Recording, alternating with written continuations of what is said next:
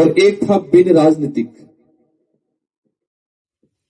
और बिन राजनीतिक में मेन ये था कि आदिवासी समुदाय कांग्रेस में भी है, बीजेपी में भी है, आप में भी है, छोटी मोटी जो भी पार्टियां सब में है। तो हमारी चिंतन शिविर में हर पार्टी का कार्यकर्ता को बुला के या हर व्यक्ति जो किसी भी पार्टी में है सबको बुला के हम आदिवासी पे बात करेंगे, ये था।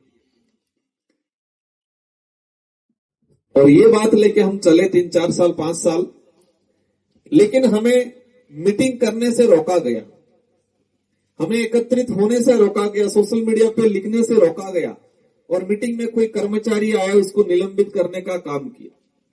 तो हमें पता चला ये क्यों हो रहा है, कौन कर रहा है।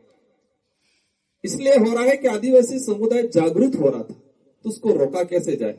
तो कर कौन रहा था, तो हमारे ही समाज के जो राष्ट्रीय पार्टियों में नेता है वो कर रहे थे। तो उनका इलाज क्या है, उनका इलाज ये है कि उनको दोबारा नहीं जीतने दिया जाए, वही इलाज है। तो उसके लिए क्या करना पड़ेगा, तो उसके लिए तो राजनीतिक में जाना ही पड़ेगा।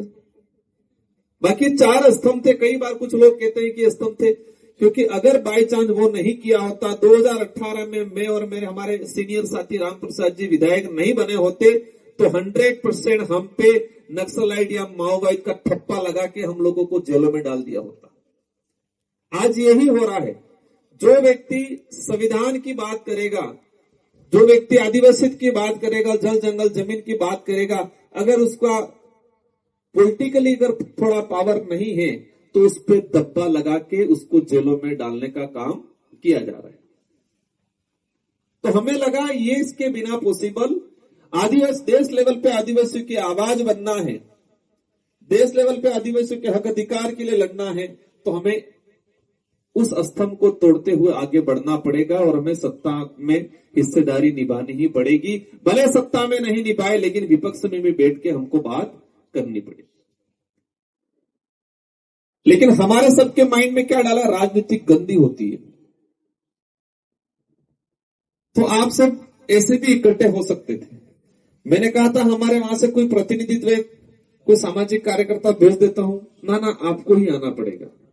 तो मेरे में ऐसा क्या है, मैं आप सबसे अधिकतर साथियों से 90% साथियों से उम्र में छोटा हूं।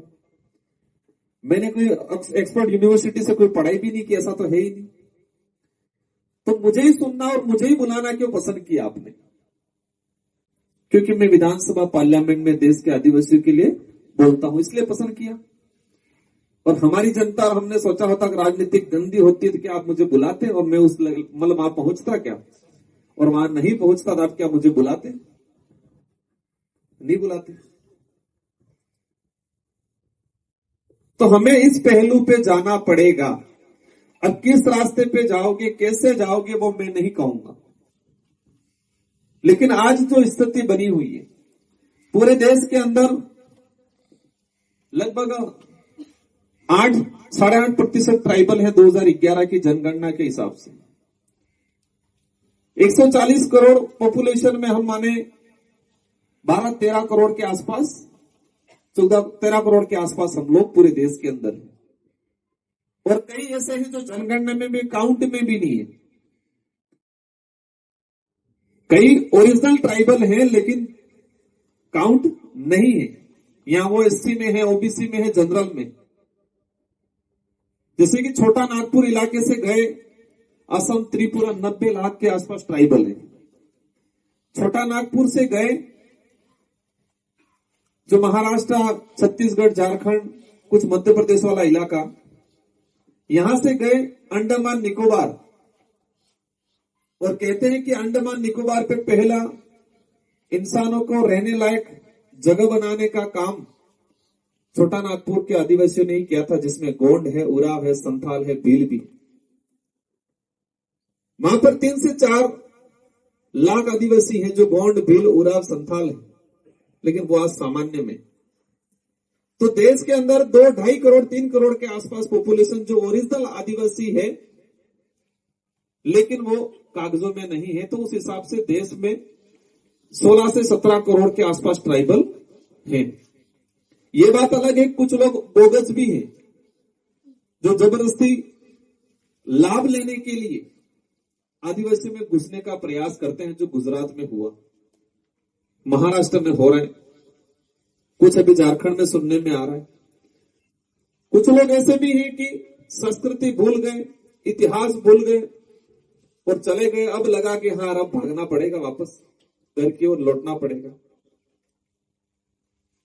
तो लोग जो 16-17 करोड़ आदिवासी हैं, वो आदिवासी समुदाय में एक नंबर पे राज्य की बात करें तो मध्य प्रदेश है।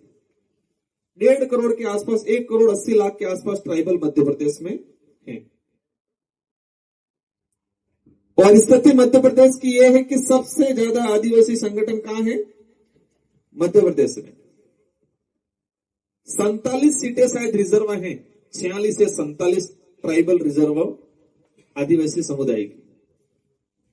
सबसे ज्यादा सामाजिक संगठन, सबसे ज्यादा अत्याचार, सबसे ज्यादा जल जंगल जमीन से विस्थापित मध्य प्रदेश, छत्तीसगढ़। तो जिम्मेदार कौन है? हम स्वयं हैं। शायद सेकंड या तीसरे नंबर पे गुजरात आता है। 2011 की जनगणना के हिसाब से शायद 80-85 लाख के आसपास पॉपुलेशन है और आज अपन 1 करोड़ के आसपास माने। और हम राजस्थान वाले, तत्कालीन राजस्थान या वर्तमान राजस्थान के हिसाब से देखें तो हम शायद चौथे नंबर पे कुछ आ रहे हैं, चौथे या 5वें नंबर पे।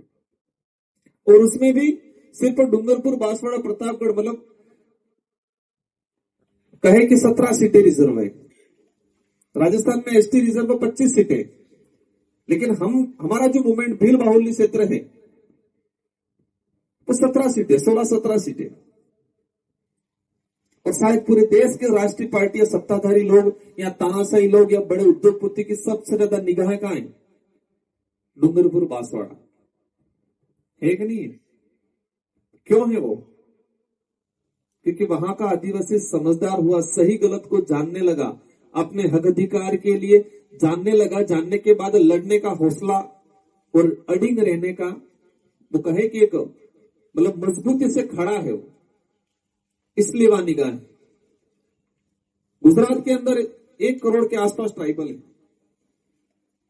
और हमारे पूर्व वक्ता विस्थापन की जो बात कर रहे थे, तो मैं तुरंत कुछ डाटा निकाल के देख रहा था। आजादी के बाद, और वो डाटा आश्चर्यचकित वाला आया, आजादी के बाद अब तक 18 लाख के आसपास आदिवासी विस्थापित हुआ। रिकॉर्ड में, सरकारी रिकॉर्ड है कि 18 लाख के आसपास आदिवासी विस्थापित हुआ। अब समझ लो कि अनरिकॉर्डली कितने, मतलब जो कागजों में आए ही नहीं। रिकॉर्ड में कौन सा आया? जिस आदिवासी का राजस्व रिकॉर्ड में उसके नाम से जमीन थी, उसी को सरकार ने विस्थापित माना। अब कई गांव ऐसे थे जहां पर 30% लोगों के राजस्व रिकॉर्ड में जमीन थी, 60-70% लोगों के राजस्व रिकॉर्ड में जमीन नहीं थी। आज भी कई इलाके में मिल जाएंगे। अपने डांग क्षेत्र में देख लो, हमारे उधर से देख लो, जाबू अलीराजपुर में देख लो कि वहां हर गांव में 30% ऐसे मकान मिलेंगे जहां पर राजस्व रिकॉर्ड में इनके नाम से जमीन नहीं, मतलब कागजी अधिकार नहीं है। तो सरकार खुद कह रही है कि 18 लाख के आसपास आदिवासी विस्थापित हुए। इसका मतलब यह है कि 2 से 3 गुना काउंट कर लो, मतलब 50 लाख के आसपास आदिवासी, 50-60 लाख के आसपास आदिवासी आजादी के बाद से लगा के आज तक विस्थापित हुए।